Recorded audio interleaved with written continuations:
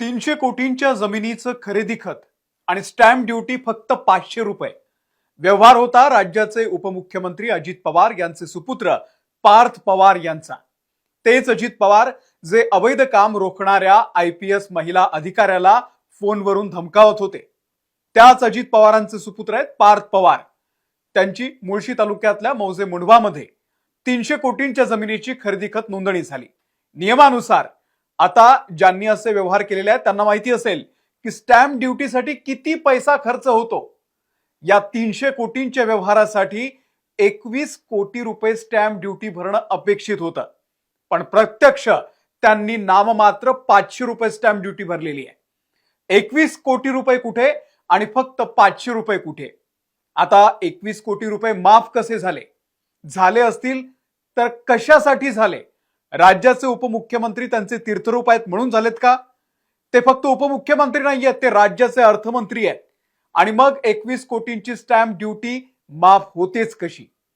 हा सरकारी महसूल बुडवण्याचा प्रकार नाहीये का? ज्यांची 300 कोटींचा व्यवहार करण्याची ऐपत आहे त्यांना स्टॅम्प ड्युटीचे 21 कोटी जास्त झालेत का? सरकारी योजनेमधून उद्योजक म्हणून ही सवलत दिली असेल तर मग अजित पवार शेतकऱ्यांना आयतं खायचं सवय लावून घेऊ नका असा सल्ला तुम्ही का देता?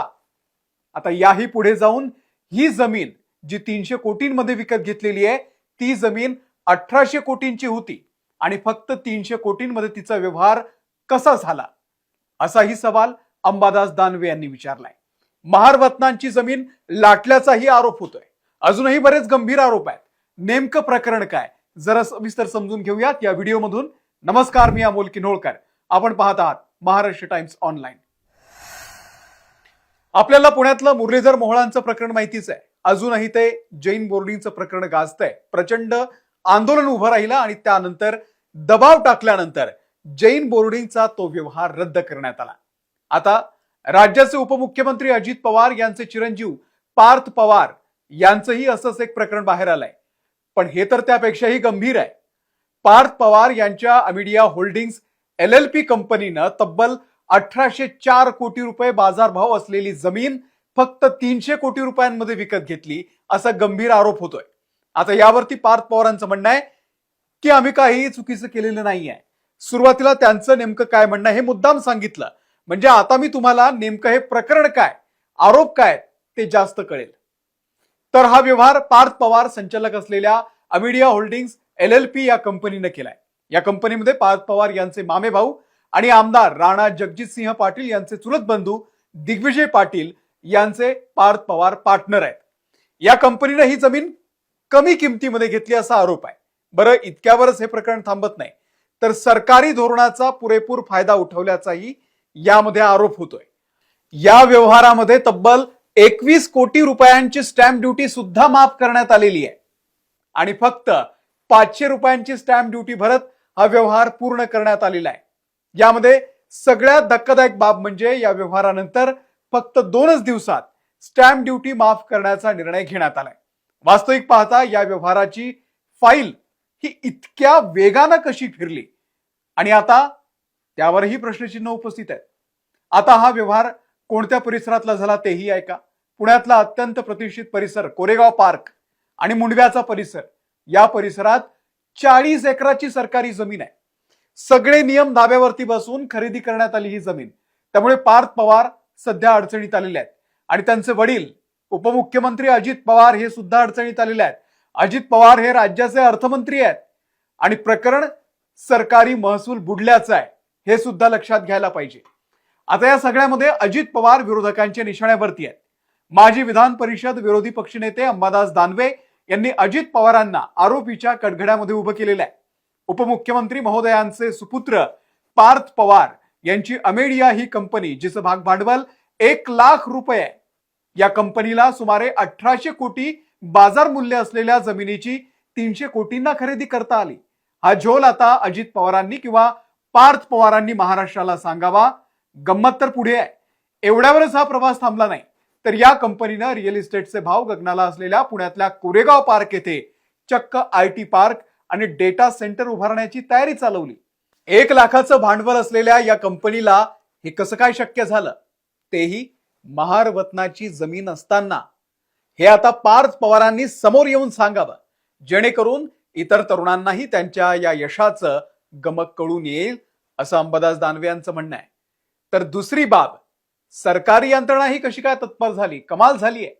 22 एप्रिल 2025 रोजी अमेडिया कंपनीनं IT पार्क उभारण्याचा ठराव केला. आश्चर्य म्हणजे अवघ्या 48 तासात उद्योग संचालनालयानं या प्रकल्पावरची स्टॅम्प ड्युटी माफ केलेली आहे. उद्योग संचालनालयाला कोणत्याही अनुभवाशिवाय असा प्रस्ताव देणाऱ्या कंपनीचं प्रपोजल स्वीकारून कोणत्या नियमामध्ये ही स्टॅम्प ड्युटी माफ केलेली आहे, यावरती कळस म्हणजे 27 दिवसात हा व्यवहार जिकडचा तिकडे झाला. आणि या 40 एकर जमिनीच्या व्यवहारासाठी लागलेली स्टॅम्प ड्युटी आहे फक्त 500 रुपये. फुले शाहू आंबेडकर यांचं नाव घ्यायचं आणि महारवतनाच्या जमिनी खिशात घालायच्या. हा हे अजित पवार, अजित दादा यांचा पुरोगामी महाराष्ट्र. मेवा भाऊंच्या राज्यामध्ये असं म्हणत अंबादास दानवे यांनी ही टीका केलेली आहे. आता सुषमा अंधारे म्हणाल्या की आम्ही पार्थ पवारांच्या पिताश्रींच्या राजीनाम्यापर्यंत लढू. राज्याच्या उपमुख्यमंत्र्यांच्या चिरंजीवाकडूनच जर एवढी मोठी गोष्ट घडत असेल तर आता आपण यावरती काय बोलायचं. 21 कोटींचा महसूल बुडवणं ही सरकारची फसवणूक आहे. गोरगरिबांनी सगळे कर भरायचे आणि उपमुख्यमंत्र्यांच्या चिरंजीवांना मोकाट सोडायचं, हे वाईट आहे.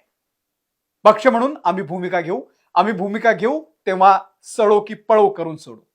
पुण्यामध्ये असा प्रकार कोणीही सहन करणार नाही. ज्या चिरंजीवांनी हे केलंय त्यांच्या पिताश्रींचा राजीनामा घेण्यापर्यंत आम्हाला लढावं लागेल, असंही सुषमा अंधारे यांनी म्हटलेलं आहे. पार्टी विथ अ डिफरन्स असं म्हणत सत्तेत बसलेले देवेंद्र फडणवीस हे सगळं बघतायत. त्यांनी चक्क प्रतिक्रिया दिली या सगळ्यावर. आणि विशेष म्हणजे त्यांचंही म्हणणं आहे की हे प्रकरण फार गंभीर आहे. या प्रकरणाच्या संदर्भात मी सर्व माहिती मागवलेली आहे. महसूल विभाग, IGR, लँड रेकॉर्ड या संदर्भातली सगळी माहिती मी मागवलेली आहे आणि योग्य ते चौकशीचे आदेश देखील मी दिलेले आहेत. प्राथमिक चौकशीच्या आधारावरती या संदर्भात मी पुढे बोलेन. अद्याप माझ्याकडे पूर्ण माहिती आलेली नाहीये. प्राथमिक स्तरावरती जे मुद्दे समोर येत आहेत ते गंभीर आहेत, त्यामुळे त्यावरती योग्य प्रकारची माहिती घेऊनच बोललं पाहिजे. आज माझ्याकडे या संदर्भात माहिती येणार आहे. ती माहिती आल्यानंतर मी शासनाची पुढची दिशा काय आणि या प्रकरणात नेमकी काय कारवाई होणार या सगळ्या गोष्टी सांगितल्या जातील, अशी ही मुख्यमंत्री महोदयांची, देवेंद्र फडणवीसांची प्रतिक्रिया आहे. आता माझा सवाल आहे हा व्हिडिओ बघणाऱ्या सर्वसामान्य जनतेला. आपण जमिनीचा व्यवहार करतो, एखादं घर घेतो, प्लॉट घेतो, पैन जमा करून आपण काहीतरी खरेदी करतो, तेव्हा सरकारी खजिन्यात स्टॅम्प ड्युटी भरतो, टॅक्स भरतो. तुमचा कधी झालाय का माफ? मग अजित पवारांच्या चिरंजीवांचा कसा झालाय? जनतेनं आता प्रश्न विचारण्याची गरज आहे आणि त्यासाठी हा व्हिडिओ जास्तीत जास्त शेअर करा आणि या प्रकरणात कोणावरती कशी कारवाई व्हावी ते सुद्धा कमेंट करून सांगा. या व्हिडिओमध्ये इथेच थांबतोय. धन्यवाद.